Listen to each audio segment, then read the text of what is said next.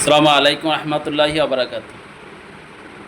বাংলাদেশের যে চলমান যে কঠিন পরিস্থিতি চলতেছে, আওয়ামী ফ্যাসিবাদের যে উত্থানের পূর্বাভাস পাওয়া যাচ্ছে, এর পিছনে রাজনৈতিক দলগুলোরই ভূমিকা বেশি। বিশেষ করে যারা যে সকল দলগুলো সংস্কার চাচ্ছে না, আওয়ামী ফ্যাসিবাদের দোসর যে লোকগুলো আছে তাদেরকে পুনর্বাসন করার চেষ্টা করতেছে এবং তাদেরকে দলে ভিড়িয়ে তাদের কাছ থেকে মোটা অঙ্কের টাকা হাতিয়ে নিচ্ছে। এই সুবিধাভোগী লোকদের কারণে আওয়ামী ফ্যাসিবাদ পুনর্বাসিত হওয়ার পায়তারা চলতেছে। এর মধ্যে অন্যতম হলো জাতীয় পার্টি। যে ফ্যাসিবাদ যে 15-16টি বছর আমাদের উপর চেপে বসেছে, এর বসার মূল হাতিয়ার ছিল জাতীয় পার্টি। জাতীয় পার্টিকে তারা গৃহপালিত বিরোধী দল বানিয়ে বাংলাদেশকে ফ্যাসিবাদ কায়েমে অগ্রণী ভূমিকা পালন করেছে এই জাতীয় পার্টি।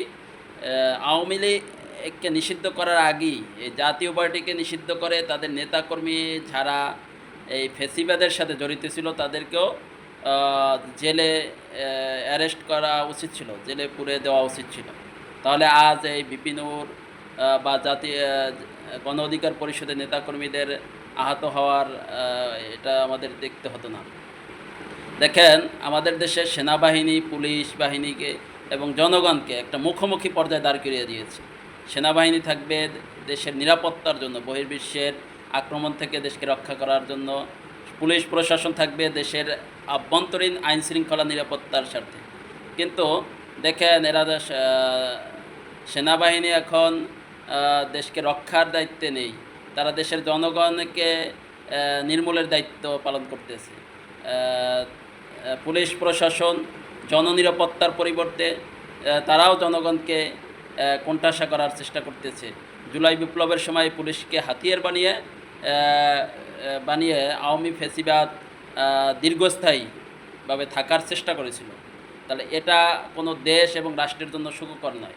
পুলিশ এবং সেনাবাহিনী বা যে কোনো বাহিনী জনগণের মুখোমুখি দাঁড় হয়ে গেলে এ রাষ্ট্রের জন্য সুখকর নয়। তাই যত দ্রুত সম্ভব পুলিশকে পুলিশের কাজে এবং সেনাবাহিনীকে সেনাবাহিনীর কাজে চলে যাওয়া উচিত। তাদেরকে রাজনৈতিক ময়দানে এসে রাজনীতি করার এখতিয়ার দেওয়া হয়নি। রাজনীতি করবে জনগণ এবং তারা দেশের নিরাপত্তার স্বার্থে দেশকে নিরাপত্তা দিবে এবং দেশ থেকে তারা সুবিধা নেবে। তারা সুবিধা নিচ্ছে, তাদের ক্যান্টনমেন্টের অনেক হাজারো সুবিধা রয়েছে যেটা সাধারণ জনগণ পাচ্ছে না।